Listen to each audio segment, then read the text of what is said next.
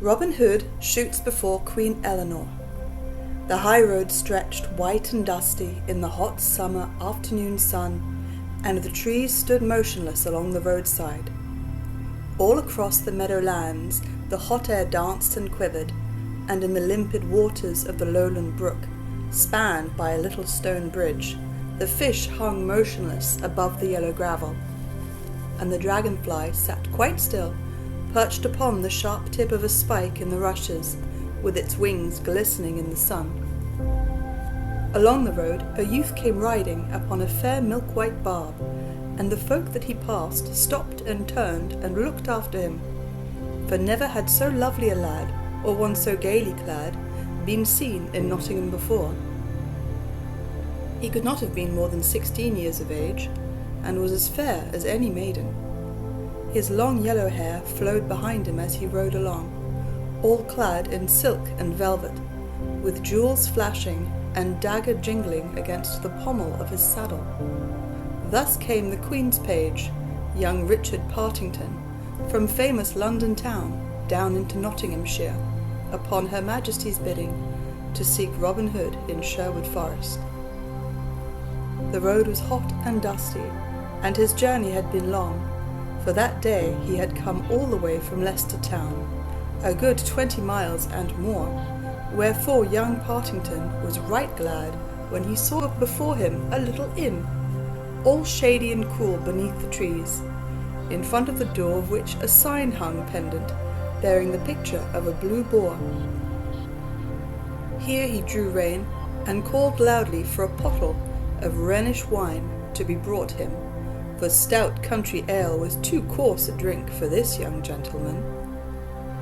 5 lusty fellows sat upon the bench, beneath the pleasant shade of the wide-spreading oak in front of the inn door, drinking ale and beer, and all stared amain at this fair and gallant lad.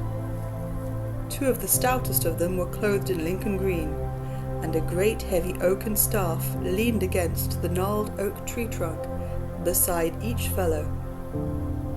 The landlord came and brought a pottle of wine and a long narrow glass upon a salver, which he held up to the page as he sat upon his horse.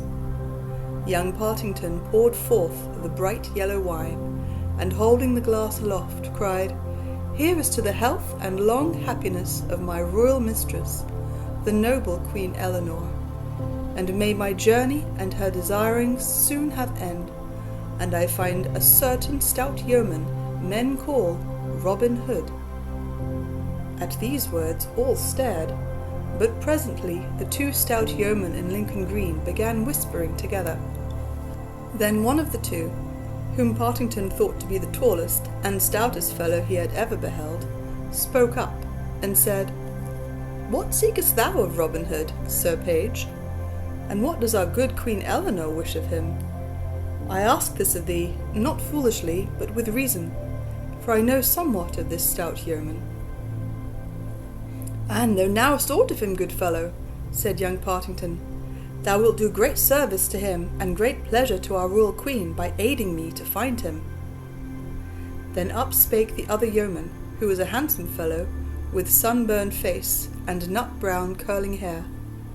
"Thou hast an honest look, Sir Page, and our queen is kind and true to all stout yeomen. Methinks I and my friend here might safely guide thee to Robin Hood, for we know where he may be found. Yet I tell thee plainly, we would not for all merry England have aught of harm befall him." "Set thy mind at ease, I bring naught of ill with me," quoth Richard Partington. "I bring a kind message to him from our queen. Therefore, an ye know where he is to be found, I pray you to guide me thither." Then the 2 yeomen looked at one another again, and the tall man said, "Surely it was safe to do this thing, Will?" Whereat the other nodded. Thereupon both arose, and the tall yeoman said, "We think thou art true, Sir Page, and meanest no harm, therefore we will guide thee to Robin Hood, as thou dost wish." Then Partington paid his score, and the yeoman coming forward, they all straightway departed upon their way. Under the greenwood tree, in the cool shade that spread all around upon the sward, with flickering lights here and there, Robin Hood and many of his band lay upon the soft green grass, while Alan a Dale sang and played upon his sweetly sounding harp. All listened in silence, for young Alan's singing was one of the greatest joys in all the world to them. But as they so listened, there came of a sudden the sound of a horse's feet, and presently Little John and Will Stutely came forth from the forest path into the open glade, young Richard Partington riding between them upon his milk-white horse. The three came toward where Robin Hood sat, all the band staring with might and main, for never had they seen so gay a sight as this young page, nor one so richly clad in silks and velvets and gold and jewels. Then Robin arose and stepped forward to meet him, and Partington leapt from his horse, and doffing his cap of crimson velvet, met Robin as he came. "Now welcome," cried Robin, "now welcome, fair youth, and tell me, I pray thee, what bringeth one of so fair a presence, and clad in such noble garb, to our poor forest of Sherwood?" Then young Partington said, "If I err not, thou art the famous Robin Hood, and these thy stout band of outlawed yeomen. To thee I bring greetings from our noble Queen Eleanor. Oft hath she heard thee spoken of, and thy merry doings hereabouts, and fain would she behold thy face. Therefore she bids me tell thee, that if thou wilt presently come to London town, she will do all in her power to guard thee against harm, and will send thee back safe to Sherwood Forest again. 4 days hence, in Finsbury Fields, our good King Henry, of great renown, holdeth a grand shooting match, and all the most famous archers of merry England will be there. Our Queen would fain see thee strive with these, knowing that if thou wilt come, thou wilt, with little doubt, carry off the prize. Therefore she hath sent me with this greeting, and furthermore sends thee, as a sign of great goodwill, this golden ring from off her own fair thumb, which I will give herewith into thy hands." Then Robin Hood bowed his head, and taking the ring, kissed it right loyally, and then slipped it upon his little finger. Quoth he, "Sooner would I lose my life than this ring, and ere it departs from me, my hand shall be cold in death, or stricken off at the wrist. Fair Sir Page, I will do our Queen's bidding, and will presently hie with thee to London. But ere we go, I will feast thee here in the woodlands with the very best we have." "It may not be," said the page, "we have no time to tarry. Therefore get thyself ready straightway, and if there be any of thy band that thou wouldst take with thee, our Queen bids me say that she will make them right welcome likewise." "Truly thou art right," quoth Robin, "and we have but short time to stay. Therefore I will get me ready presently. I will choose 3 of my men only to go with me, and these 3 shall be Little John, mine own true right-hand man, Will Scarlet, my cousin, and Alan a Dale, my minstrel. Go, lads, and get ye ready straightway, and we will presently off with all speed that we may. Thou, Will Stutely, shall be the chief of the band while I am gone." Then Little John and Will Scarlet and Alan a Dale ran leaping, full of joy, to make themselves ready, while Robin also prepared himself for the journey. After a while they all 4 came forth, and a right fair sight they made, for Robin was clad in blue from head to foot, and Little John and Will Scarlet in good Lincoln green, and as for Alan a Dale, he was dressed in scarlet from the crown of his head to the toes of his pointed shoes. Each man wore beneath his cap a little head covering of burnished steel set with rivets of gold, and underneath his jerkin a coat of linked mail, as fine as carded wool, yet so tough that no arrow could pierce it. Then, seeing all were ready, young Partington mounted his horse again, and the yeomen having shaken hands all around, the 5 departed upon their way. That night they took up their inn in Melton Mowbray, in Leicestershire, and the next night they lodged at Kettering in Northamptonshire, and the next at Bedford Town, and the next at St. Albans in Hertfordshire.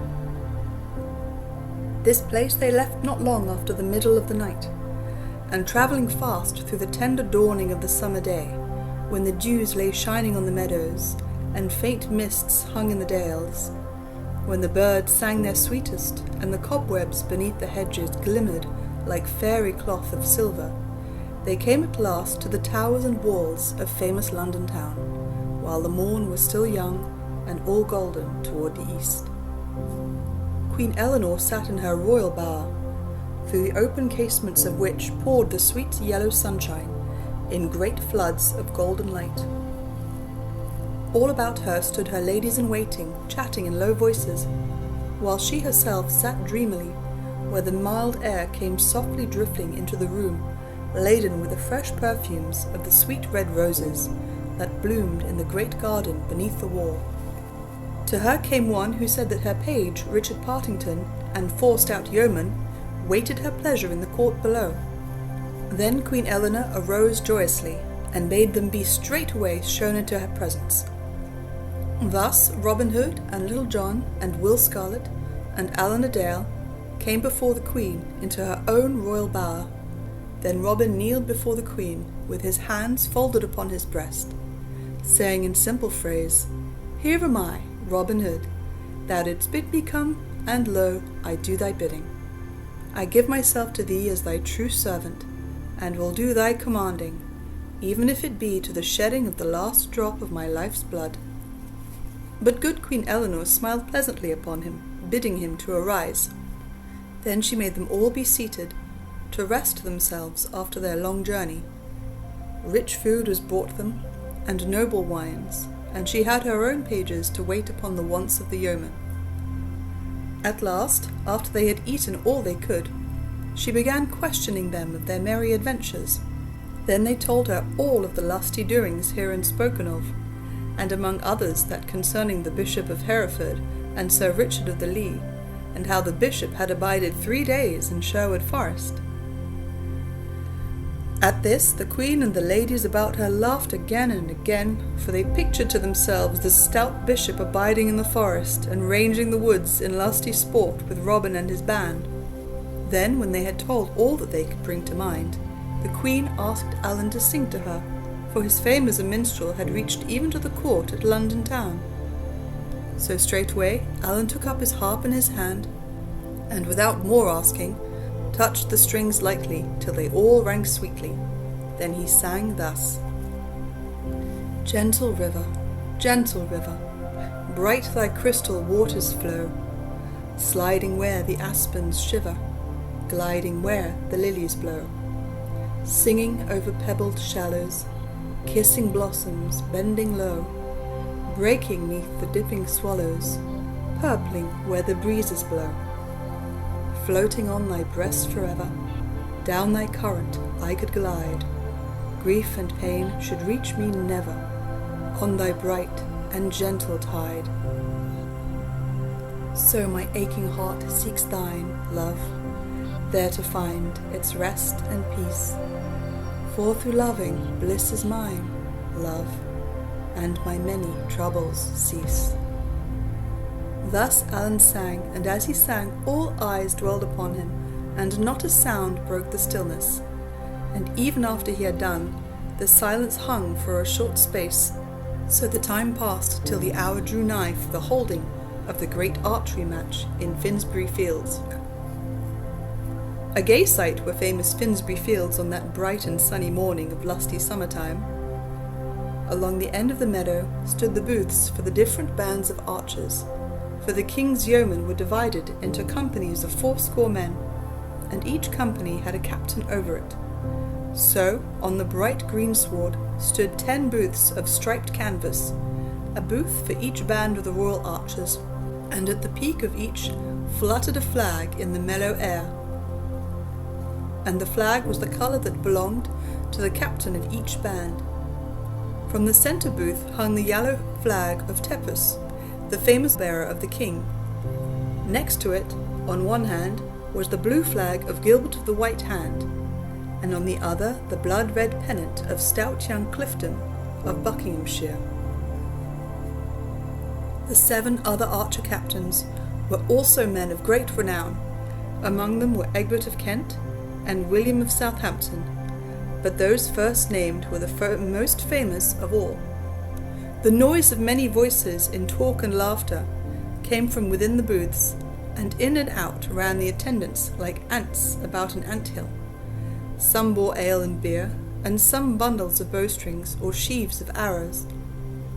On each side of the archery range were rows upon rows of seats reaching high aloft, and in the centre of the north side was a raised dais for the king and queen, shaded by canvas of gay colours, and hung about with streaming silken pennants of red and blue and green and white. As yet the king and queen had not come, but all the other benches were full of people, rising head above head high aloft, till it made the eye dizzy to look upon them. 80 yards distant from the mark from which the archers were to shoot stood 10 fair targets, each target marked by a flag of the colour belonging to the band that was to shoot thereat. So all was ready for the coming of the king and queen. At last a great blast of bugles sounded, and into the meadow came riding 6 trumpeters with silver trumpets. From each hung velvet banners heavy with rich workings of silver and gold thread. Behind these came stout King Henry upon a dapple-grey stallion, with his queen beside him upon a milk-white palfrey. On either side of them walked the yeomen of the guard, the bright sunlight flashing from the polished blades of the steel halberds they carried. Behind these came the court in a great crowd, so that presently all the lawn was alive with bright colours, with silk and velvet, with waving plumes and gleaming gold, with flashing jewels and sword hilts, a gallant sight on that bright summer day. Then all the people arose and shouted, so that their voices sounded like the storm upon the Cornish coast, when the dark waves run upon the shore and leap and break, surging amid the rocks. So, amid the roaring and the surging of the people, and the waving of scarves and kerchiefs, the king and queen came to their place, and getting down from their horses, mounted the broad stairs that led to the raised platform, and there took their seats on 2 thrones bedecked with purple silks and cloths of silver and gold. When all was quiet, a bugle sounded, and straightway the archers came marching in order from their tents. 40 score they were in all, as stalwart a band of yeomen as could be found in all the wide world. So they came in orderly fashion, and stood in front of the dais where King Henry and his queen sat. King Henry looked up and down their ranks right proudly, for his heart warmed within him at the sight of such a gallant band of yeomen. Then he bade his herald Sir Hugh de Mowbray stand forth, and proclaim the rules governing the game. So Sir Hugh stepped to the edge of the platform, and spoke in a loud clear voice, and thus he said, that each man should shoot 7 arrows at the target that belonged to his band, and of 80 yeomen of each band, the 3 that shot the best should be chosen. These 3 should shoot 3 arrows apiece, and the one that shot the best should again be chosen. Then each of these should again shoot 3 arrows apiece, and the one that shot the best should have the first prize, the one that shot the next best should have the second, and the one that shot the next best should have third prize. Each of the others should have 80 silver pennies for his shooting. The first prize was to be 20 golden pounds, a silver bugle horn inlaid with gold, and a quiver with 10 white arrows tipped with gold, and feathered with the white swan's wing therein. The second prize was to be 50 of the fattest bucks that run on Dallin Lee, to be shot when the yeomen had won them chose. The third prize was to be 2 tons of good Rhenish wine. So Sir Hugh spoke, and when he had done, all the archers waved their bows aloft and shouted. Then each band turned and marched in order back to its place. And now the shooting began, the captains first taking stand and speeding their shafts, and then making room for the men who shot, each in turn after that. 280 shafts were shot in all, and so deftly were they sped, that when the shooting was done, each target looked like the back of a hedgehog when the farm dog snuffs at it. A long time was taken in this shooting, and when it was over the judges came forward, looked carefully at the targets, and proclaimed in a loud voice which 3 had shot the best from the separate bands. Then a great hubbub of voices arose, each man among the crowd that looked on calling for his favourite archer. Then 10 fresh targets were brought forward, and every sound was hushed as the archers took their places once more. This time the shooting was more speedily done, for only 9 shafts were shot by each band. Not an arrow missed the targets, but in that of Gilbert of the White Hand, 5 arrows were in the small white spot that marked the centre. Of these 5, 3 were sped by Gilbert.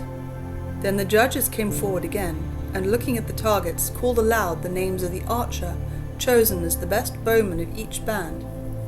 Of these, Gilbert of the White Hand led, for 6 of the 10 arrows he had shot had lodged in the centre, but stout Tepus and young Clifton trod close upon his heels.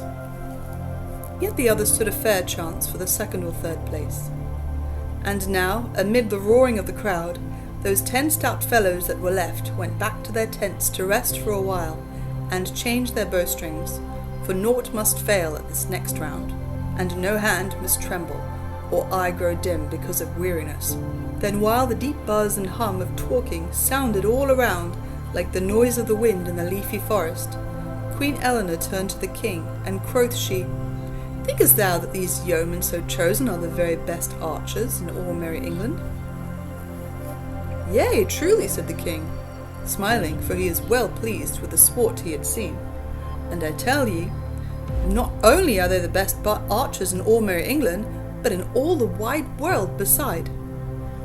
"But what wouldst thou say," quoth Queen Eleanor, "if I were to find 3 archers to match the best 3 yeomen of all thy guard?"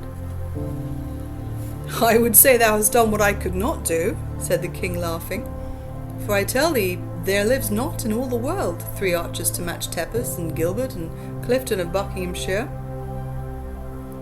"Now," said the queen, "I know of 3 yeomen, and in truth I have seen them not long since, that I would not fear to match against any 3 that thou canst choose from among all thy 40 archers. And moreover, I will match them here on this very day. But I will only match them with thy archers, providing that thou wilt grant a free pardon to all that may come on my behalf." At this the king laughed loud and long. "Truly," said he, "thou art taking up with strange matters for a queen. If thou wilt bring those 3 fellows that thou speakest of, I will promise faithfully to give them free pardon for 40 days, to come or to go wheresoever they please, nor will I harm a hair of their heads in all that time. Moreover, if these that thou bringest shoot better than my yeomen, man for man, they shall have the prizes for themselves, according to their shooting. But as thou hast so taken up of a sudden with sports of this kind, hast thou a mind for a wager?" "Why, in sooth," said Queen Eleanor, laughing, "I know naught of such matters. But if thou hast a mind to do somewhat in that way, I will strive to pleasure thee. What wilt thou wager upon thy men?" Then the merry king laughed again, for he dearly loved goodly jest.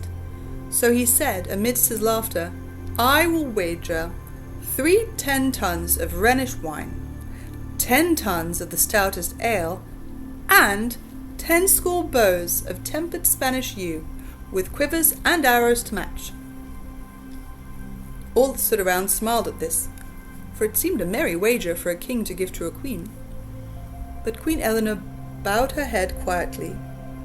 "I will take thy wager," said she, "for I know right well where to place those things that thou hast spoken of. Now, who will be on my side in this matter?" And she looked around upon them that stood about, but no one spake or cared to wager upon the queen's side against such archers as Tepus and Gilbert and Clifton. Then the queen spoke again. "Now who will back me in this wager? Wilt thou, my lord bishop of Hereford?" "Nay," quoth the bishop hastily, "it ill befits one of my cloth to deal in such matters. Moreover, there are no such archers at his majesty's in all the world. Therefore I would but lose my money." "Methinks the thought of thy gold weigheth more heavily with thee than the wrong to thy cloth," said the queen, smiling, and at this a ripple of laughter went around, for everyone knew how fond the bishop was of his money. Then the queen turned to a knight who stood near, whose name was Sir Robert Lee. "Wilt thou back me in this manner?" said she. "Thou art surely rich enough to risk so much for the sake of a lady." "To pleasure my queen, I will do it," said Sir Robert Lee, "but for the sake of no other in all the world would I wager a groat, for no man can stand against Tepus and Gilbert and Clifton." Then turning to the king, Queen Eleanor said, "I want no such aid as Sir Robert giveth me, but against thy wine and beer and stout bows of yew, I wager this girdle, all set with jewels, from around my waist, and surely that is worth more than thine." "Now I take thy wager," quoth the king. "Send for thy archers straight away. But here come forth the others, let them shoot, and then I will match those that win against all the world." "So be it," said the queen. Thereupon, beckoning to young Richard Partington, she whispered something in his ear, and straightway the page bowed and left the place, crossing the meadow to the other side of the range, where he was presently lost in the crowd. At this, all that stood around whispered to one another, wondering what it all meant, and what 3 men the queen was about to set against those famous archers of the king's guard. And now the 10 archers of the king's guard took their stand again, and all the great crowd was hushed to the stillness of death. Slowly and carefully each man shot his shafts, and so deep was the silence that you could hear every arrow rap against the target as it struck it. Then, when the last shaft had sped, a great roar went up, and the shooting, I wot, was well worthy of the sound.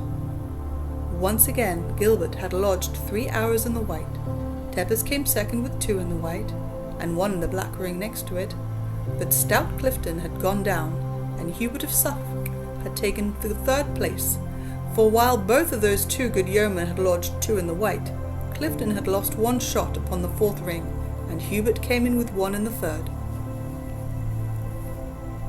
All the archers around Gilbert's booth shouted for joy till their throats were hoarse, tossing their caps aloft and shaking hands with one another. In the midst of all the noise and hubbub, 5 men came walking across the lawn toward the king's pavilion. The first was Richard Partington, and was known to most folk there, but the others were strange to everybody. Beside young Partington walked a yeoman clad in blue, and behind came 3 others, 2 in Lincoln green and 1 in scarlet.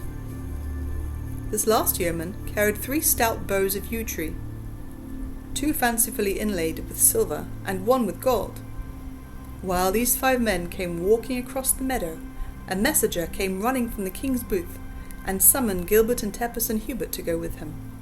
And now the shouting quickly ceased, for all saw that something unwonted was toward. So the folk stood up in their places and leaned forward to see what was the ado, when Partington and the others came before the spot where the king and queen sat. The 4 yeomen bent their knees and doffed their caps unto her. King Henry leaned far forward and stared at them closely. But the Bishop of Hereford, when he saw their faces, started as though stung by a wasp.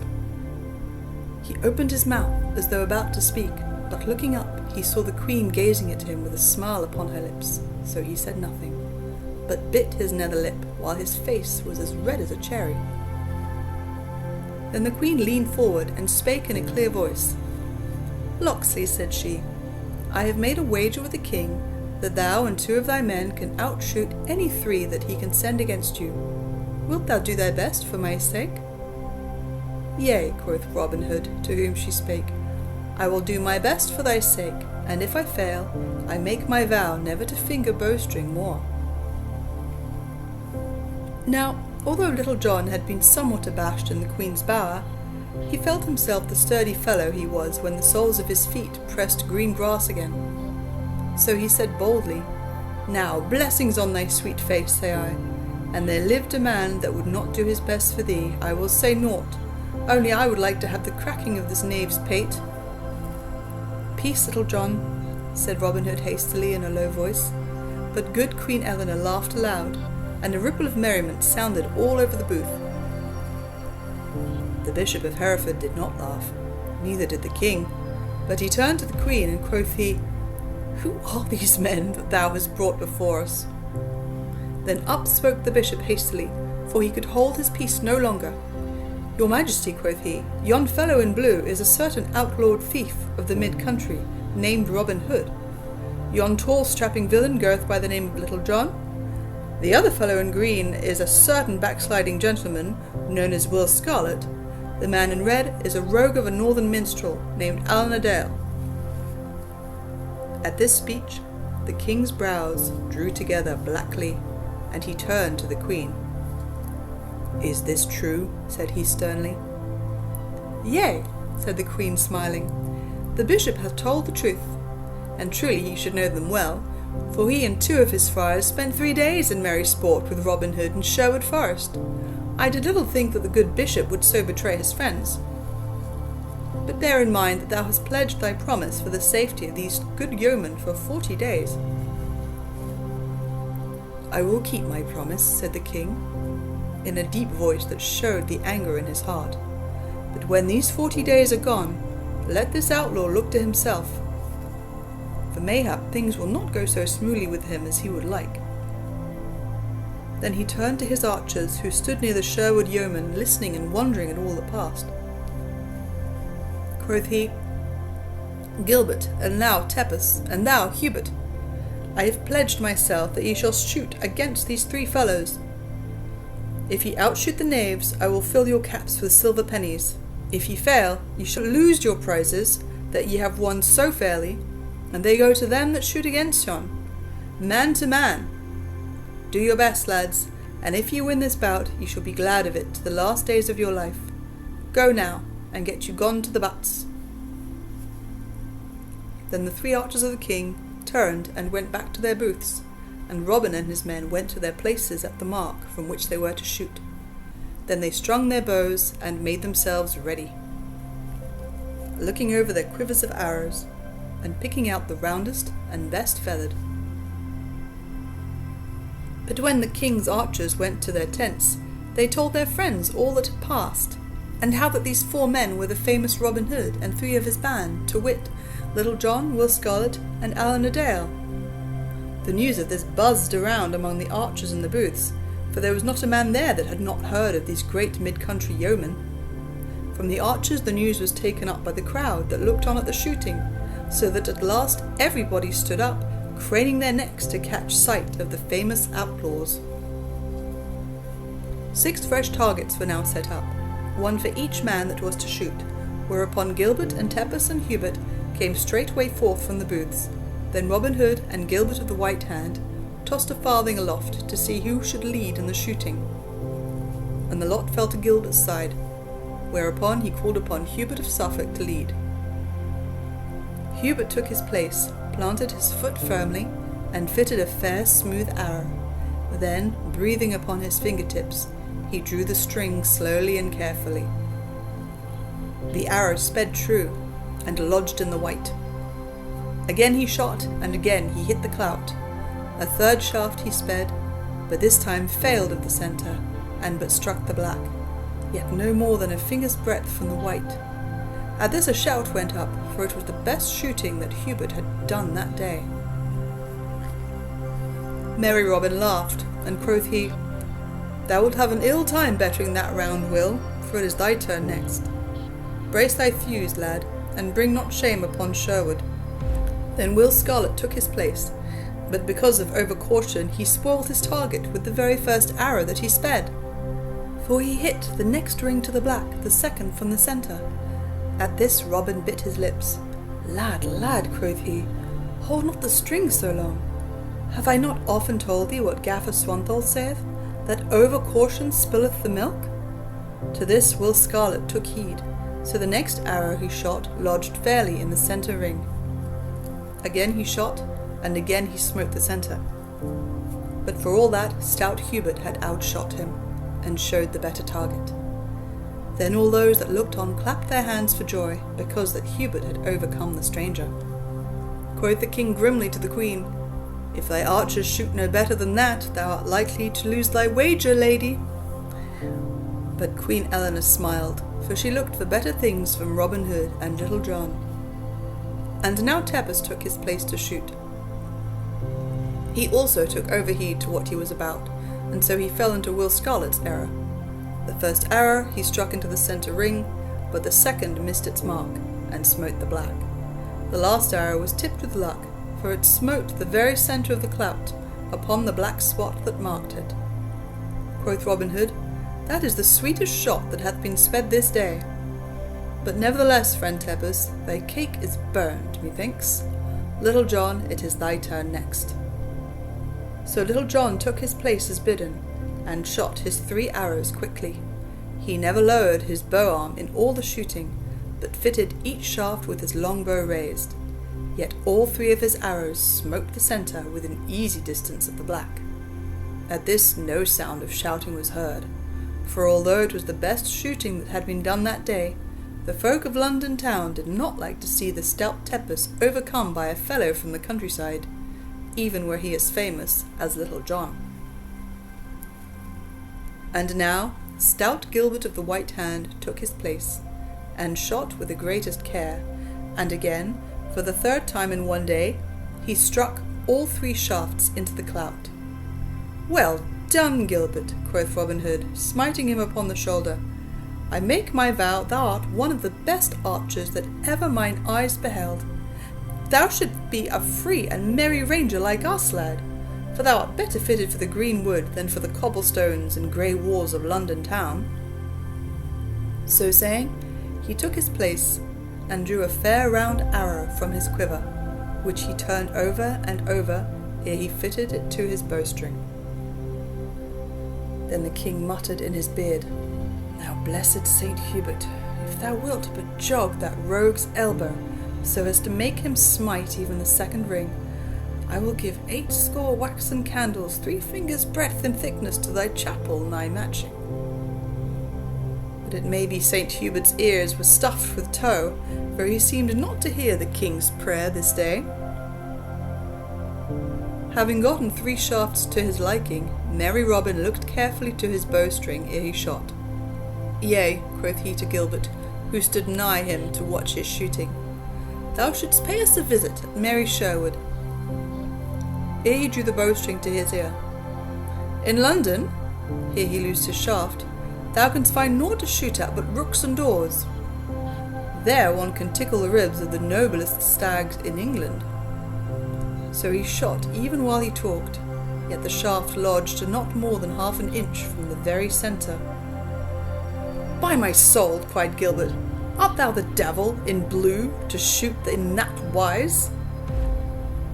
"Nay," quoth Robin, laughing, "not quite so ill as that, I trust." And he took up another shaft and fitted it to the string. Again he shot, and again he smote his arrow close beside the centre. A 3rd time he loosed his bowstring, and dropped his arrow just betwixt the other 2, and into the very centre, so that the feathers of all 3 were ruffled together, seeming from a distance to be one thick shaft. And now a low murmur ran all among that great crowd, for never before had London seen such shooting as this, and never again would it see it after Robin Hood's day had gone. All saw that the king's archers were fairly beaten, and stout Gilbert clapped his palm to Robin's, owning that he could never hope to draw such a bowstring as Robin Hood or Little John. But the king, full of wrath, would not have it so, though he knew in his mind that his men could not stand against those fellows. "Nay," cried he, clenching his hands upon the arms of his seat, "Gilbert is not yet beaten. Did he not strike the clout thrice? Although I have lost my wager, he hath not yet lost the first prize. They shall shoot again, and still again, till either he or that knave Robin Hood cometh off the best. Go thou, Sir Hugh, and bid them shoot another round, and another, until one or the other is overcome." Then Sir Hugh, seeing how wroth the king was, never said a word, but went straight away to do his bidding. So he came to where Robin Hood and the other stood, and told them what the king had said. "With all my heart," quoth merry Robin, "I will shoot from this time till tomorrow day, if it can pleasure my most gracious lord and king. Take thy place, Gilbert, lad, and shoot."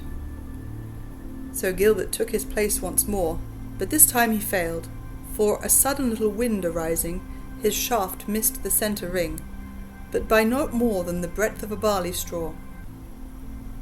"Thy eggs are cracked, Gilbert," quoth Robin, laughing, and straightway he loosed a shaft, and once more smote the white circle of the centre. Then the king arose from his place, and not a word said he, but he looked around with a baleful look, and it would have been an ill day for anyone that he saw with a joyous or merry look upon his face. Then he and his queen and all the court left the place, but the king's heart was brimming full of wrath. After the king had gone, all the yeomen of the archer guard came crowding around Robin and Little John and Will and Alan to snatch a look at these famous fellows from the mid-country, and with them came many that had been onlookers at the sport for the same purpose. Thus it happened presently that the yeomen, to whom Gilbert stood talking, were all surrounded by a crowd of people that formed a ring around them. After a while, the 3 judges that had the giving away of the prizes came forward, and the chief of them all spake to Robin, and said, "According to agreement, the first prize belongeth rightly to thee. So here I give thee the silver bugle, here the quiver of 10 golden arrows, and here a purse of 20 golden pounds." And as he spake, he handed those things to Robin, and then turned to Little John. "To thee," he said, "belongeth the second prize, to wit, 50 of the finest harts that run on Dal and Lee. Thou mayest shoot them whensoever thou dost list." Last of all, he turned to stout Hubert. "Thou," said he, "hast held thine own against the yeoman with whom thou didst shoot, and thou hast kept the prize duly thine, to wit, 2 tuns of good Rhenish wine. These shall be delivered to thee whensoever thou dost list." Then he called upon the other 7 of the king's archers who had last shot, and gave each 80 silver pennies. Then up spake Robin, and quoth he, "This silver bugle I keep in honour of this shooting match. But thou, Gilbert, art the best archer of all the king's guard, and to thee I freely give this purse of gold. Take it, man, and would it were 10 times as much, for thou art a right yeoman, good and true. Furthermore, to each of the 10 that last shot, I give 1 of these golden shafts apiece. Keep them always by you, so that ye may tell your grandchildren, and ye are ever blessed with them, that ye are the very stoutest yeomen in all the wide world." At this all shouted aloud, for it pleased them to hear Robin speak so of them. Then up spake Little John. "Good friend Tepus," said he, "I want not those hearts of Dal and Lee that yon stout judge spoke of but now. For in truth we have enough, and more than enough, in our own country. 20 I give to thee, for thine own shooting, and 5 I give to each band for their pleasure." At this another great shout went up, and many tossed their caps aloft, and swore among themselves that no better fellows ever walked the sod than Robin Hood and his stout yeomen. While they so shouted with loud voices, a tall burly yeoman of the king's guard came forward and plucked Robin by the sleeve. "Good master," quoth he, "I have somewhat to tell thee in thine ear, a silly thing, God wot, for one stout yeoman to tell another. But a young peacock of a page, one Richard Partington, was seeking thee without avail in the crowd, and not being able to find thee, told me that he bore a message to thee from a certain lady that thou wottest of. This message he bade me tell thee privily, word for word, and thus it was. Let me see, I trust I have forgot it not. Yea, thus it was. The lion growls, beware thy head." "Is it so?" quoth Robin, for he knew right well that it was the queen sent the message, and that she spake of the king's wrath. "Now I thank thee, good fellow, for thou hast done me greater service than thou knowest of this day." Then he called his 3 yeomen together, and told them privately that they had best be jogging, as it was like to be ill for them so nigh merry London town. So without tarrying longer, they made their way through the crowd until they had come out from the press. Then without stopping, they left London town and started away northward.